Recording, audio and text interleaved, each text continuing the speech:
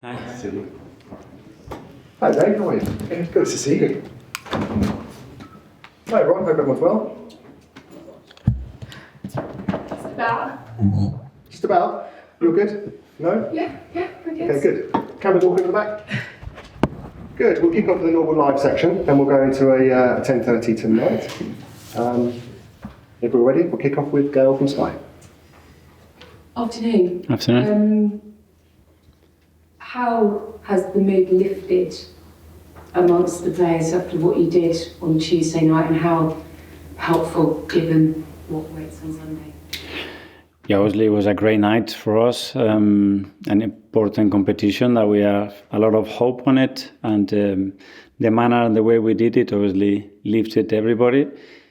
That's the past, unfortunately. So it's about what we do today, the preparation for tomorrow, and try to replicate a great performance again on Sunday. There was a lot of brilliant things you did. And maybe was the toughest thing having to take Myles and Skelly off in that first half? What was your thought process if you didn't get a chance to talk to you about it? And how much do you have to work with him to make sure this is the next sort of part of his process and progress? Because I know you're quite protective over here. Yeah, I think it was quite clear that that we have a liability there with the yellow card and then the next action. So it wasn't the moment to take any risk, and learn from that experience managing the game for so long, especially with how important this competition is. So yeah, a lesson to learn from him for sure. We will support and help him. But yeah, the line is really thin in the sport, and he needs to understand that. Yeah, and he's obviously done so much good for you. Do you get the sense he's the sort of player that can learn quickly? Yeah. Like, Yeah, because he's very intelligent. He's extremely demanding of himself, and that's a fine, by the way. And and I don't know. It's up to you guys. Up to you. Hopefully, you have that in place. I think so. So I think it's better for you guys to discuss with your colleagues. Dinner, yeah? Good dinner.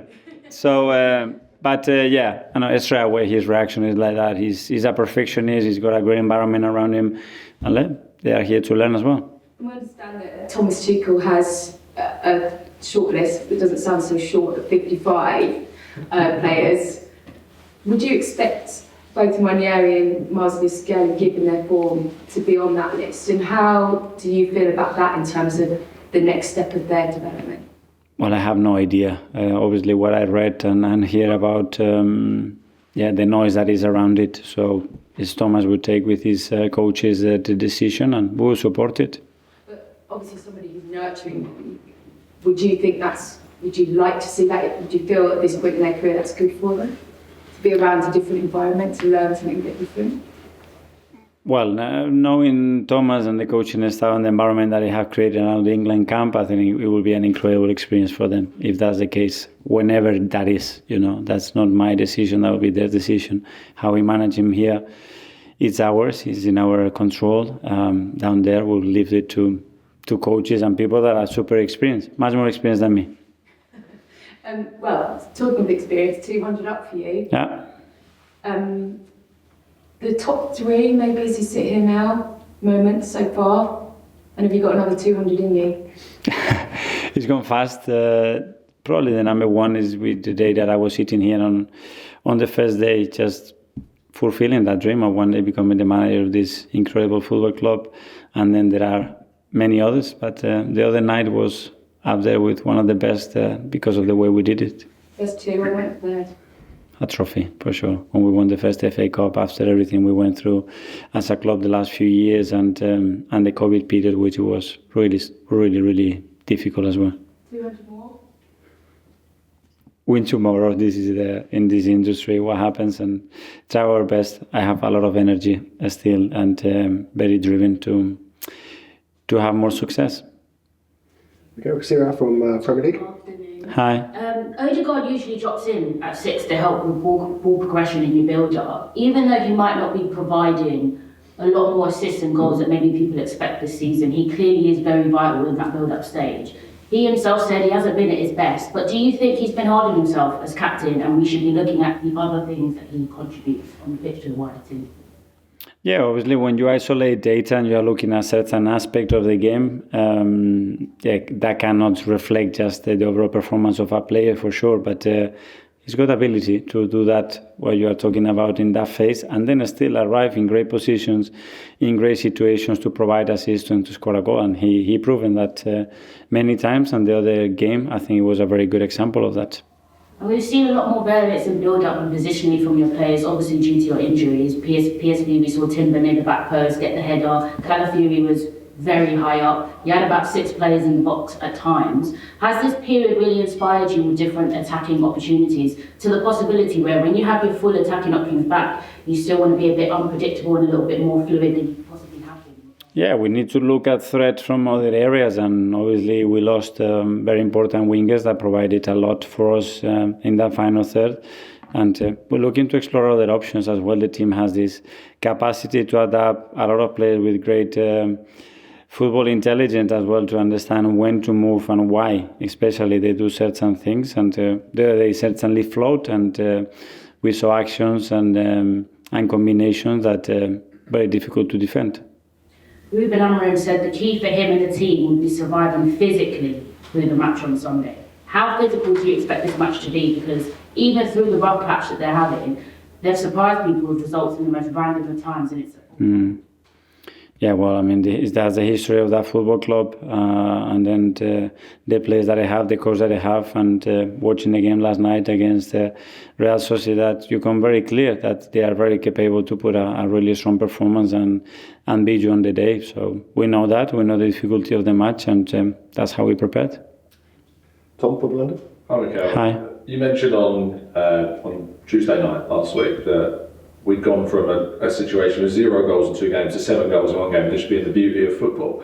You've had a few more days to kind of reflect on that. Do you have any more insights into how we did go from 0 goals to 7 goals in 1 game? Yeah, and as well the way the game could have gone as well, but that's the reality. If they would have scored, we were in total control of the game. In one action, they had the big chance with Saivari, and they hit the crossbar.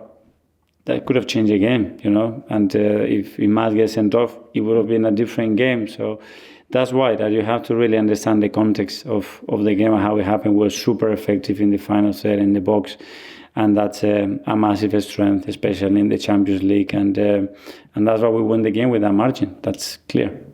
It feels like the intensity of the Premier League has always been very high, and the Champions League maybe released some of that, a different competition, something new. Returning to the Premier League this weekend, can you utilise that freedom and that enjoyment from that midweek win to take into Sunday? Yeah, I mean, it goes through momentum and, again, what the game provides, because we've been really good in certain games, but the result wasn't coming fast enough. The things were coming in the right moment, at the right time, in the right way, and that's very helpful. So every game is different on that. Simon, Evening Standard. Hi, Mikel. Can I just ask you about Chido, who you could come up against on Sunday? Just what were your emotions in the summer when you left? Obviously, he was a player, you had his young player, a lot of talent. Yeah, I wasn't too involved in that decision. Obviously, when a player decides that the best pathway for him is to leave, there's not much you can do. Very unfortunate, because we want to keep, obviously, our players from the academy and to be very successful with the first team. But in that case, or with Aiden, we weren't able to do that. There was a sort of feeling at the time, I think, among some fans that young players maybe didn't have a sort of pathway. Do you think that now this season with Ethan and Myles, that sort of perception has gone, and that there's proof that if you're a young player and you've got the talent, you can play in the first team? I don't know what the perception is out internally, not, and the reality is very different, because those players are always with us. I mean, I guarantee you that if there is a player there that can help and impact the first team, is going to be with us. James, Athletic. Hi, Mikel. Just on Myles quickly, is it a difficult challenge to strike the right balance with him? Because physicality, the riding the challenges, the winning duels, is such a fundamental part of who he is on the pitch. How do you control that without taking it away from his game? I think dominating the situation, that's it. control. I mean, controlling a situation. You need to dominate. What space you are defending? What is the level of exposure that you have? Is the opponent facing you, not facing you?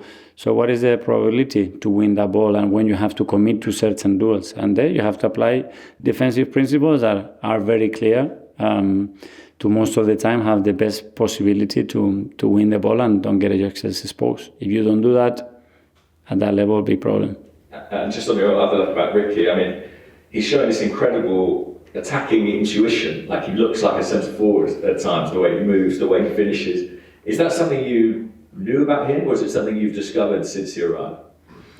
No, he certainly has that capacity to flow in areas that for a defender is very unusual. So that was something that really caught my eye. The other one that is very unpredictable, sometimes chaotic, and that can be very difficult as well from the position. And that eye on goal, especially in open play. To be fair, I didn't have that understanding of the things that he could do, but you see day to day in training that he's very capable of creating things that they are not there in that moment, you know.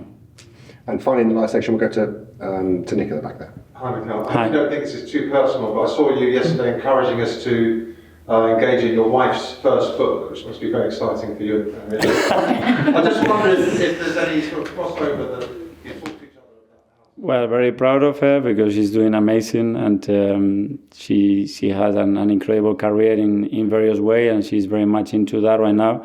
And yeah, to have the person that I love the most in this world next to me and giving everything that he gives to me, yeah, I feel very lucky.